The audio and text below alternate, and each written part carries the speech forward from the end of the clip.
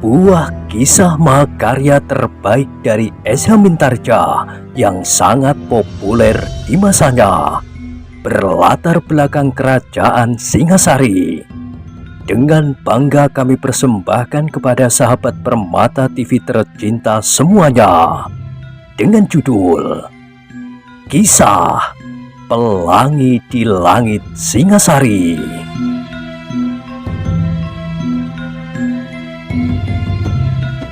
Pada kesempatan yang sangat baik ini, kita masuk pada episode yang ke-297. Selamat menikmati.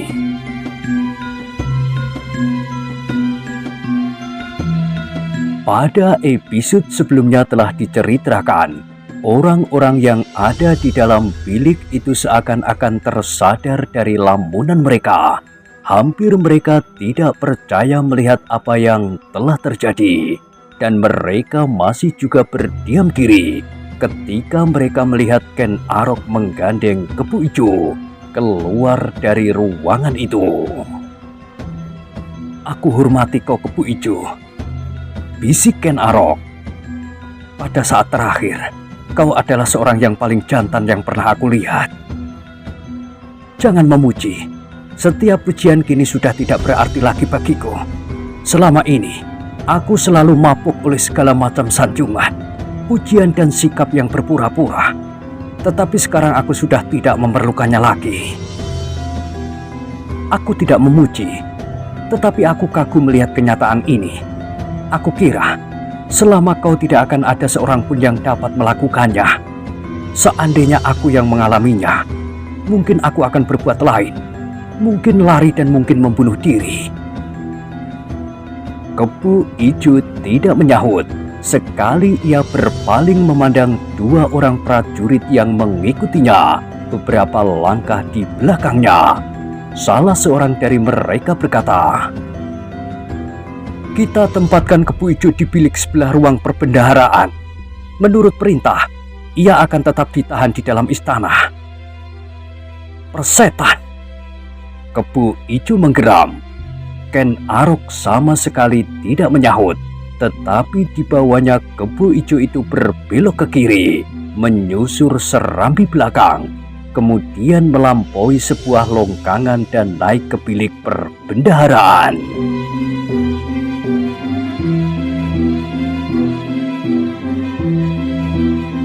"Kami berdua bertugas untuk menjaganya," berkata salah seorang dari kedua prajurit itu. Baik Ken Arok maupun Kepu Ijo masih tetap berdiam diri. Mereka kemudian melangkah masuk ke dalam sebuah bilik yang kecil di sebelah ruang perbendaharaan istana. "Biarlah ia berada di dalam. Sebaiknya kau keluar, Ken Arok," berkata salah seorang prajurit itu. "Pintunya akan aku palang dari luar." "Tunggu," sahut Ken Arok. "Aku masih memerlukannya." "Tinggalkan aku," desis Kepu Ijo. "Aku akan mengawanimu, Kepu Ijo. Kau harus tetap tenang dan tidak kehilangan kebeningan akal. Aku tidak menjadi gila karenanya. Karena kau masih mempunyai kawan untuk membagi perasaan.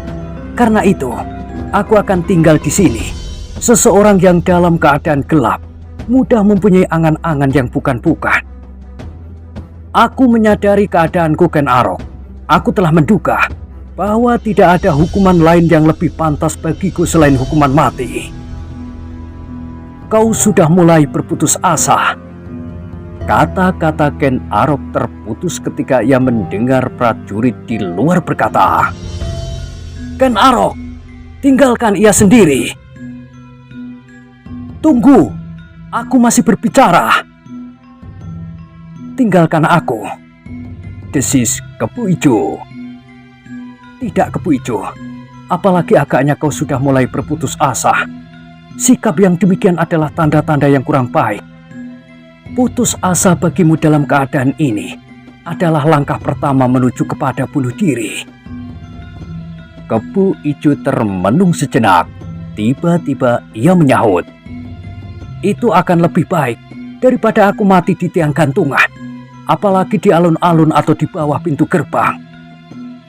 Siapa bilang bahwa hukuman itu akan dilakukan dengan cara demikian? Kebu Ijo terdiam sejenak. Wajahnya merenung ke alam angan-angannya yang terlampau jauh. Sejenak mereka saling berdiam diri. Kebu Ijo mencoba untuk membayangkan apa saja yang dapat terjadi atasnya.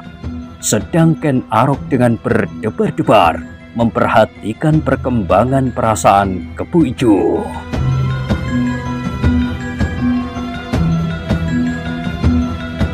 Ken Arok mengangkat kepalanya ketika ia mendengar para penjaga sekali lagi berteriak. "Hei, Ken Arok, kenapa kau masih ada di dalam?" "Aku belum selesai. Aku masih mempunyai beberapa persoalan yang harus kami perbincangkan." Para prajurit di luar pintu bersungut-sungut, tetapi mereka menyangka bahwa Ken Arok sedang melakukan tugasnya. "Kebu Ijo," berkata Ken Arok seterusnya, "kau harus tetap tenang apapun yang akan terjadi dengan kau." Kebu Ijo tidak menyahut, tetapi wajahnya merenung semakin dalam. Kalau teringat olehnya perbuatan licik seseorang dengan mencuri kerisnya dan dipergunakannya untuk membunuh Akuwo, darahnya serasa mendidih. Tetapi kemudian ia pun sampai juga pada suatu kesimpulan, adalah kesalahannya. Kenapa kerisnya dapat jatuh ke tangan seseorang yang tidak dikenal dan tanpa diketahuinya?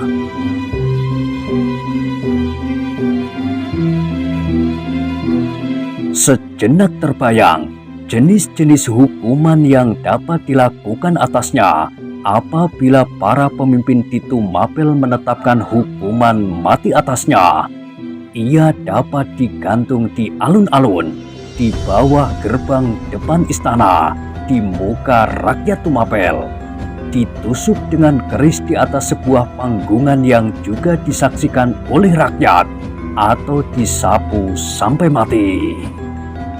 Kebu Ijo menarik nafas dalam-dalam. Sekilas terbayang anak dan istrinya yang menunggunya di rumah. Istri seorang prajurit tidak boleh kehilangan akal apabila ia mendapatkan kematian suaminya.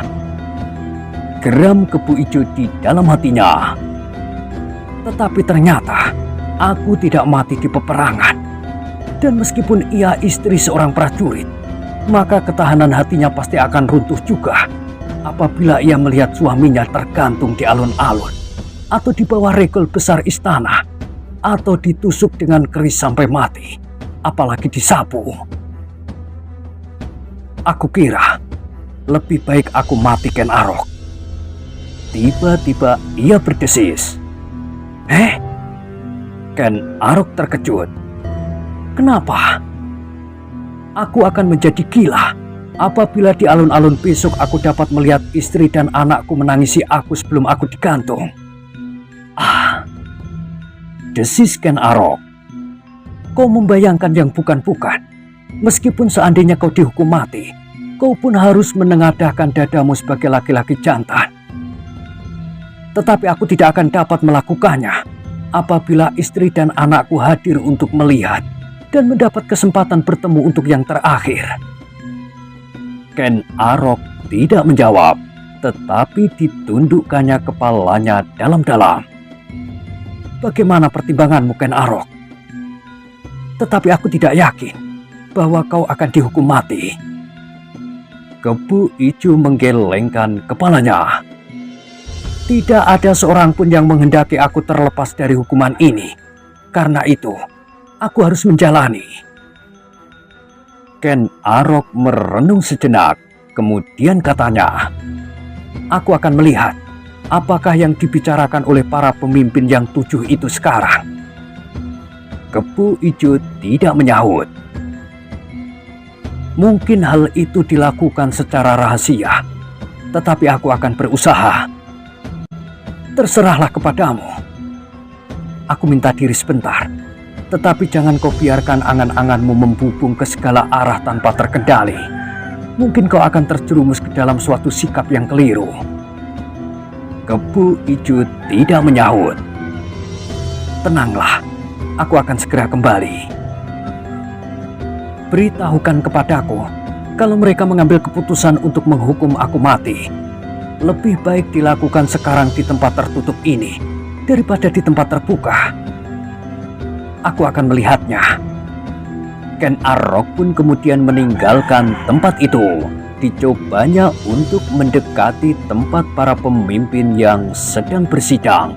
Tetapi beberapa langkah dari pintu bilik tempat bersidang itu dijaga oleh beberapa orang prajurit, beberapa orang pengawal istana, dan pelayan dalam yang dipimpinnya untuk malam itu.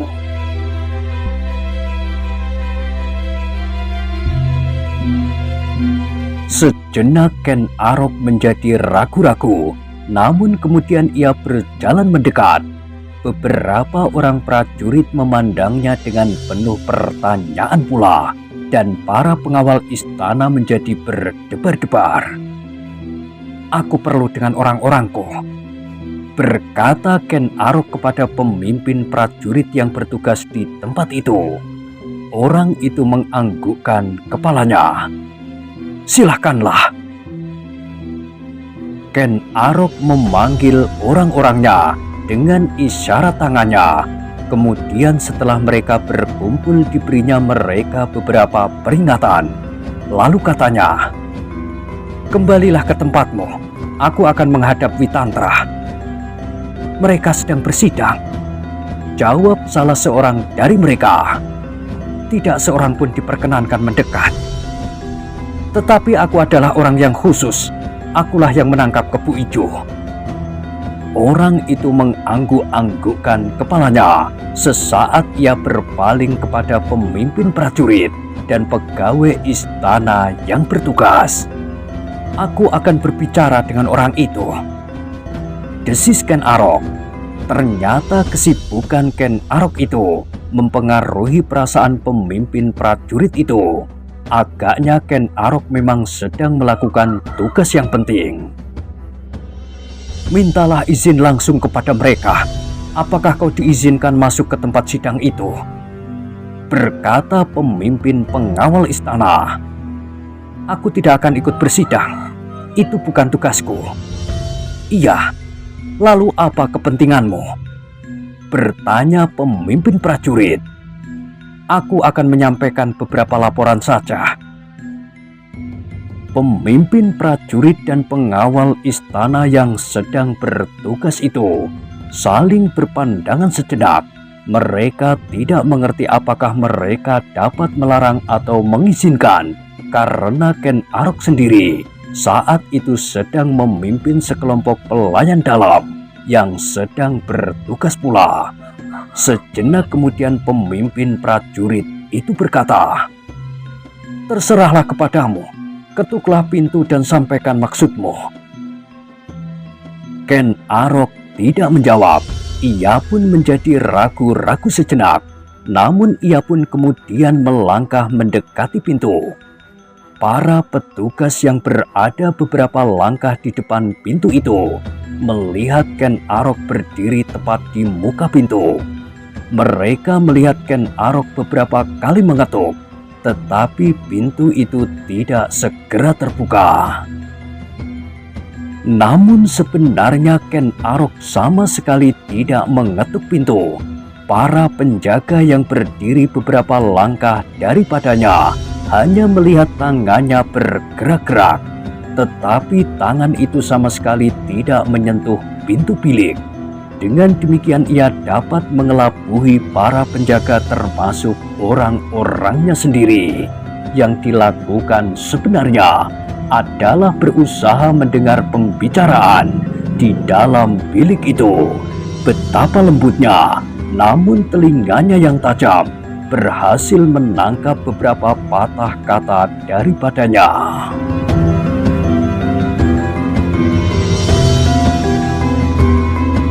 Dadanya berdebar-debar ketika ia mendengar Witantra berkata, Terserah kepada kalian.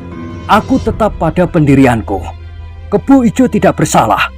Kalau ia memang membunuh Akuwu Tunggul Ametung, maka ia tidak akan gila meninggalkan kerisnya. Betapa ia tergesa-gesa, apalagi ternyata bahwa pembunuhan itu baru diketahui ketika darah yang meleleh dari luka itu sudah kering. Itu berarti bahwa masih ada beberapa waktu terpaut, dan waktu itu cukup bagi Kebo Ijo untuk membawa kerisnya serta. Aku tidak yakin, jawab seseorang yang agaknya salah seorang dari tetua pemerintahan. Mungkin telah terjadi perkelahian antara Kebo Ijo dan Akuwu, sehingga Kebo Ijo harus melarikan diri segera. Terlebih lagi, ternyata bahwa tanda pasukan pengawal itu tertinggal. Tetapi, sahut Witantra, pembunuhnya pasti telah menancapkan keris itu pada saat Akuwu sedang tidur. Tidak ada tanda bahwa Akuwu berusaha mengambil pusakanya. Gerak Akuwu pun pasti sangat terbatas, sehingga perkelahian itu tidak berlangsung lama.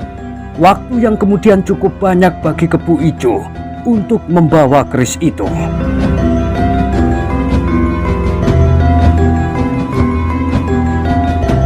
Sejenak ruangan itu menjadi sepi, dan sejenak kemudian terdengar suara yang lain lagi. Ya, aku cabut tuduhanku. Aku dapat mengerti penjelasan Witantra.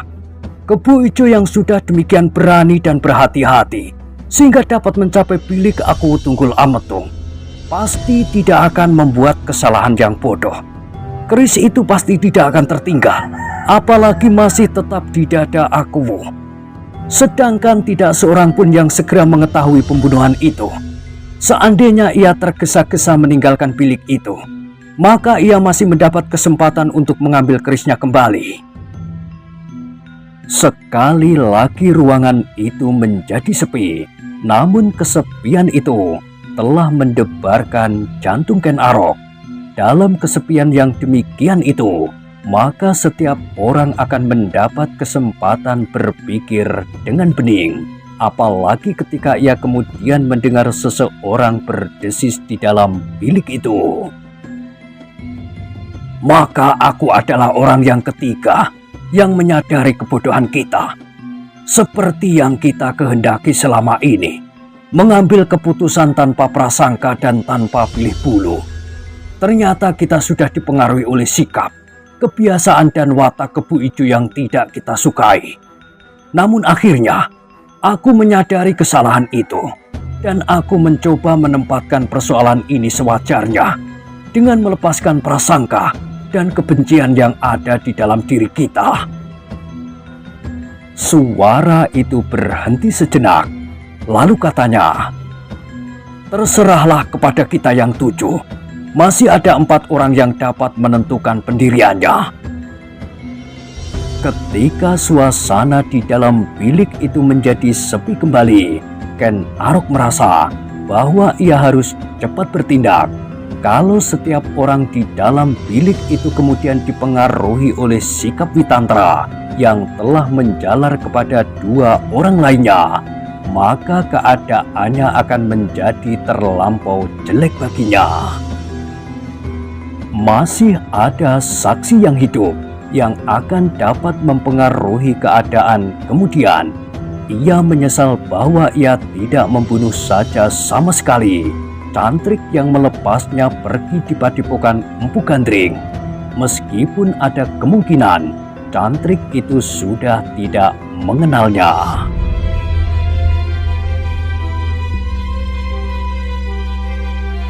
Karena itu, maka Ken Arok pun kemudian telah benar-benar mengetuk pintu itu, sehingga terdengar desis di dalam ruangan.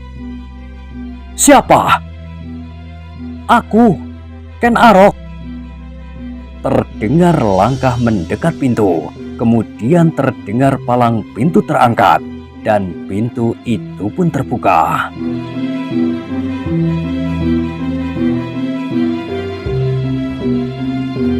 Ken Arok, berkata Witantra, Seharusnya kau tahu bahwa kau tidak dapat mengganggu sidang ini. Maafkan, jawab Ken Arok. Aku pun menyangka bahwa aku akan mengganggu. Tetapi aku memerlukan suatu tindakan yang cepat di dalam masalah ini. Aku mengharap bahwa sebelum para pemimpin yang 7 ini dapat mengambil keputusan, maka tidak akan terjadi kesalahan yang kurang bijaksana. Apa maksudmu? Kepu Ijo ingin melihat keris itu. Ialah orang yang paling mengenalnya. Meskipun kerisnya tidak ditemukan di dalam rumahnya, tetapi masih ada kemungkinan bahwa sebenarnya keris itu bukan kerisnya. Keris itu hanyalah mirip atau sengaja dibuat mirip dengan keris yang hilang itu. Kemiripan yang paling mencolok terletak pada tangkainya. Sedang tangkai yang demikian dapat dibuat oleh siapapun juga. Dengan melihat keris itu dari dekat, maka Kepu Ijo akan dapat mengatakan apakah keris itu benar-benar kerisnya. Witantra mengerutkan keningnya. Sejenak ia terdiam sambil berpaling ke arah 6 orang yang lain yang ada di dalam ruangan itu. Ruangan itu menjadi sunyi sesaat. Beberapa orang saling berpandangan, tetapi mereka tidak segera dapat mengambil suatu keputusan. Ken Arok sendiri masih berdiri tegak di depan pintu. Dipandanginya setiap wajah seorang demi seorang, namun yang dilihatnya hanyalah keraguan-raguan dan kebimbangan. Baru sejenak kemudian terdengar Witantra berkata, "Bukankah Kepu Ijo telah melihat keris itu?" "Iya, tetapi Kepu Ijo ingin meyakinkan. Ia ingin melihat setiap guratan pamornya, dan ia akan dapat memutuskan apakah keris itu miliknya yang hilang." "Ia akan dapat berbohong," berkata salah seorang tetua pemerintahan. "Anak itu dapat berkata apa saja tentang keris itu." "Bukan maksud Kepu Ijo." Ken Arok menggelengkan kepalanya. Kepu Ijo tidak akan minta belas kasihan atau membuat cerita yang aneh-aneh untuk membebaskan dirinya. Ia cukup jantan menghadapi kenyataan. Yang penting baginya adalah kepuasan perasaan. Kalau keris itu adalah kerisnya yang hilang, maka ia akan dapat menghadapi setiap kemungkinan dengan perasaan yang tenang. Tetapi apabila keris itu bukan kerisnya, meskipun ia tidak ingin bebas karenanya, apalagi membuat cerita yang ngoyo-woro, namun hal itu akan dapat menyinggung rasa keadilan kita jauh lebih parah lagi.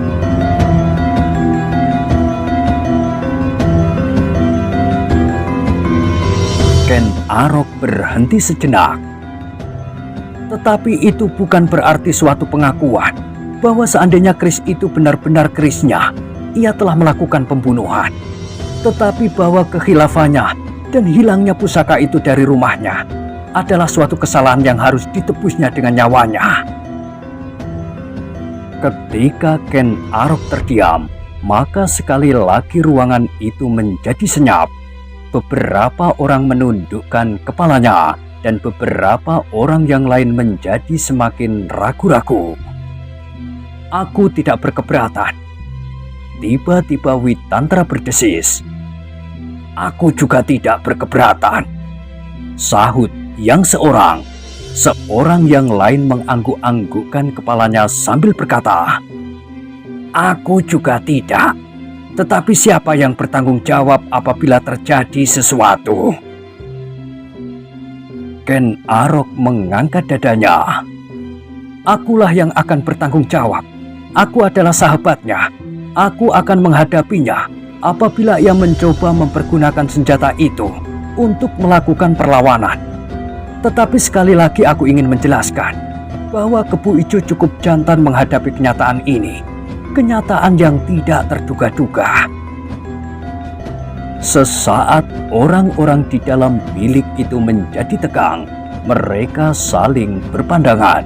Akhirnya seorang yang lain lagi berkata, "Aku juga tidak berkeberatan." 4 orang dari yang 7 telah menyatakan sikapnya. Karena itu, maka telah merupakan keputusan sebagai pengganti kekuasaan Akuwu Tunggul Ametung bahwa yang lain harus memberikan alasan-alasan yang dapat dimengerti oleh setidak-tidaknya seorang dari keempat orang itu apabila keputusan itu hendak diubah atau ditolak. Apabila yang tiga orang itu atau salah seorang daripadanya tidak mengajukan keberatan apapun, maka sikap yang empat itu akan menjadi keputusan yang harus dilaksanakan.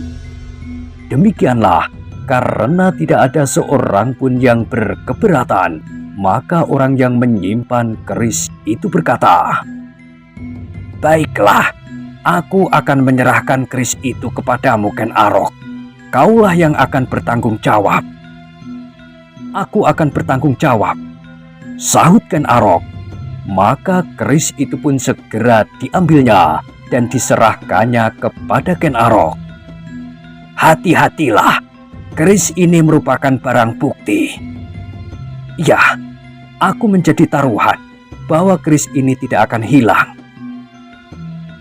Witantra memandang keris itu sambil mengatupkan bibirnya rapat-rapat, tetapi ia tidak berkata sepatah kata pun lagi. Sepeninggal Ken Arok, maka orang yang tertua di antara ketujuh orang itu berkata, "Kita akan menunda pembicaraan ini. Kita akan menunggu kedatangan Ken Arok yang telah membawa keris itu." Yang lain mengangguk-anggukkan kepala mereka. "Kita akan tetap tinggal di dalam bilik ini."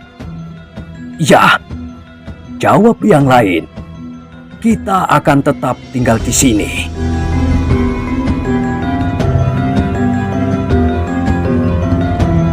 Demikianlah, maka ketujuh orang itu pun kemudian duduk kembali di dalam suatu lingkaran. Mereka tidak beranjak dari tempatnya, meskipun mereka hampir tidak berbicara lagi. Masing-masing mencoba membayangkan apa yang telah terjadi dengan Akuwu Tunggul Ametung. Dalam kesenyapan itulah, maka sebagian terbesar dari mereka mulai melihat suatu gambaran yang agak bening. Sebenarnya lah bahwa terlampau bodoh apabila Kepu Ijo setelah membunuh Akuwu meninggalkan keris itu di dadanya. Tetapi mereka harus menunggu. Mereka akan mendengar keterangan Ken Arok tentang keris itu. Beberapa orang berpendapat apabila Kepu Ijo mengaku tanpa banyak persoalan bahwa keris itu adalah kerisnya, maka dugaan bahwa ia telah membunuh Akuwu menjadi semakin tipis. Mungkin setiap orang tetap pada tuduhannya karena sikap, watak dan tingkah laku Kepu Ijo. Tetapi ketujuh orang itu tidak boleh ingkar dari suatu keyakinan. Apabila memang demikian, apabila menurut keyakinan mereka Kepu Ijo tidak melakukan pembunuhan itu, mungkin keputusan mereka tidak sesuai dengan tuntutan sebagian terbesar dari rakyat Tumapel, terutama mereka yang mengenal Kepu Ijo. Tetapi mereka harus tetap berusaha menegakkan keadilan.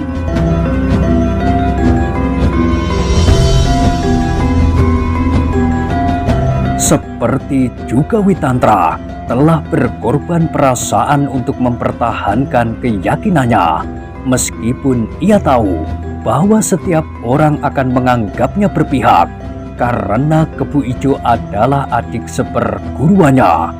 Tetapi justru karena itu, ia telah bersikap tanpa pilih. Siapapun Kepu Ijo, ia berdiri di atas keyakinannya. Keyakinan yang dilandasi oleh berbagai macam bukti, pertimbangan, dan pengamatan.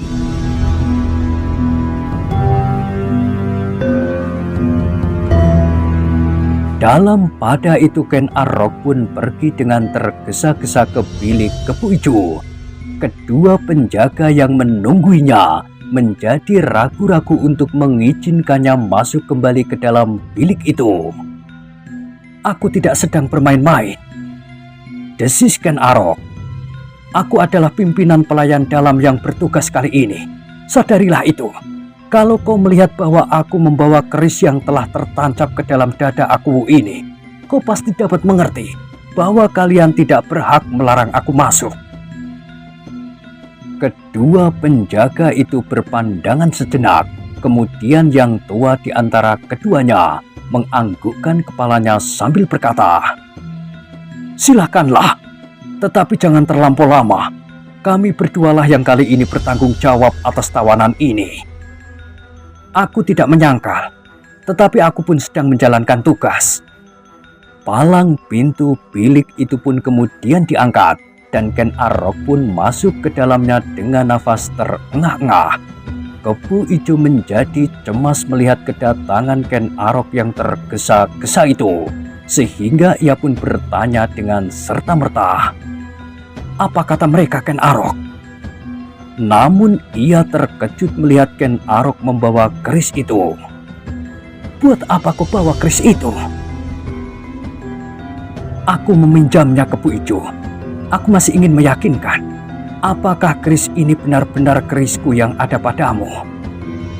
Ken Arok berhenti sejenak.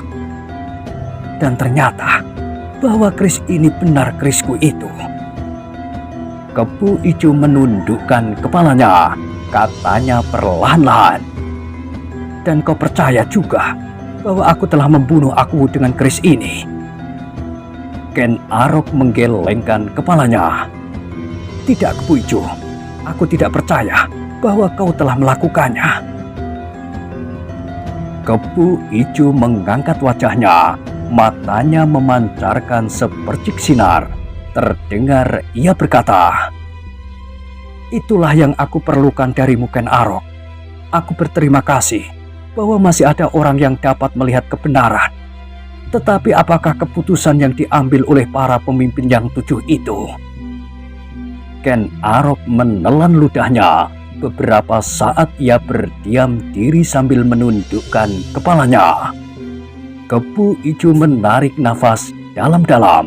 Beberapa langkah ia berjalan sampai ke sudut bilik itu, kemudian berputar dan menyusur dinding.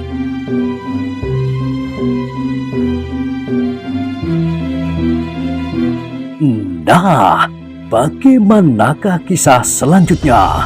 Silahkan ikuti terus kisah Pelangi di Langit Singasari pada episode berikutnya.